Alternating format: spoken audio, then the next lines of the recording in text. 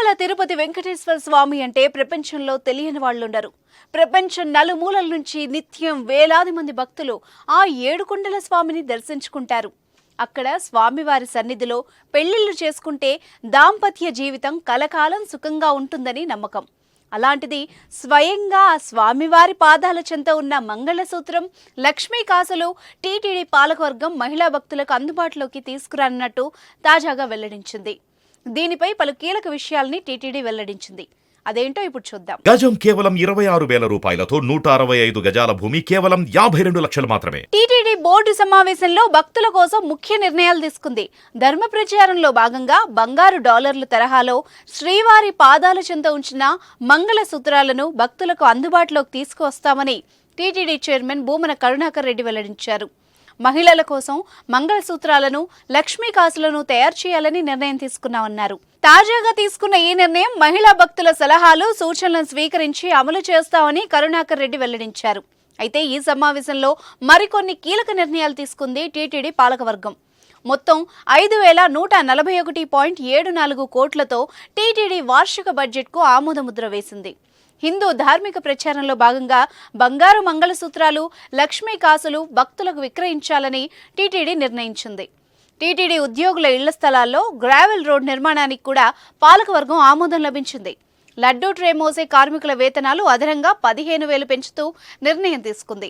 ఈ నిర్ణయంలో లాభాపేక్షలకు తావు లేకుండా మంగళసూత్రాలు, లక్ష్మీ కాసులు విక్రయిస్తామని బోర్డు ప్రకటించింది. హైందవ స్త్రీలకు ఈ మంగళసూత్రాలు, లక్ష్మీ కాసులు ఒక అమూల్యమైన కానుక అని పేర్కొంది. వేద పాఠశాలల్లో 51 మంది సంభావన అధ్యాపకుల వేతనాలు 34,000 నుంచి 54,000కు పెంచాలని తాజాగా నిర్ణయం కూడా తీసుకుంది. భక్తుల సౌకర్యార్థం టీటీడీ ఆధ్వర్యంలో నడుస్తున్న 60 ఆలయాల్లో పనిచేసేందుకు నూతనంగా పోస్టుల మంజూరుకు ప్రభుత్వానికి ప్రతిపాదనలు పంపించాలని టీటీడీ పాలక మండలి నిర్ణయం తీసుకుంది. 3, 4, 5వ తేదీల్లో ధార్మిక సదస్సు నిర్వహిస్తామని టీటీడీ చైర్మన్ కరుణాకర్ రెడ్డి తెలిపారు. ఈ ధార్మిక సదస్సుకు 57 మంది మఠ పీఠాధిపతులు హాజరవుతున్నారని వెల్లడించింది. ఇక ఈ సమావేశంలో స్విమ్స్ ఆసుపత్రిలో 148 కోట్ల నిధులతో 300 పడకల నుంచి 1,200 పడకలు పెంచేందుకు టెండర్కు పాలకవర్గం ఆమోదం తెలిపింది. 2.5 కోట్లతో సప్తగిరి సత్రాల్లో అభివృద్ధి పనులు చేపట్టనున్నట్టు వెల్లడించింది. ఎస్ఎంసీతో పాటు 10 కోట్లతో కాలేజీల ఆధునీకరణకు కూడా ఈ సమావేశంతో మోక్షం లభించింది. టీటీడీలో ఒరాకిల్ ఫ్యూజన్ క్లౌడ్ సాఫ్ట్వేర్ వినియోగానికి ఆమోదం తెలిపారు.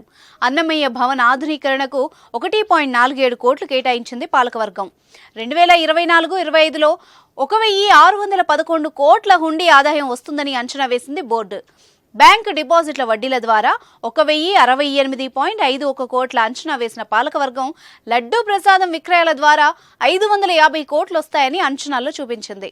ఇక దర్శన టికెట్ల విక్రయాల ద్వారా 468 కోట్లు అంచనా వేయగలిగారు. గదుల వసతి సౌకర్యం ద్వారా 142 కోట్లుగా పేర్కొన్నారు. కళ్యాణకట్ట ద్వారా 226.50 కోట్ల ఆదాయం వస్తుందని అధికారులు అంచనా వేశారు. 30 కోట్లతో గోగర్భం, ఆకాశగంగ వరకు 4 వరుసల నిర్మాణాలు చేపట్టాలని పాలకవర్గం నిర్ణయం తీసుకున్నారు.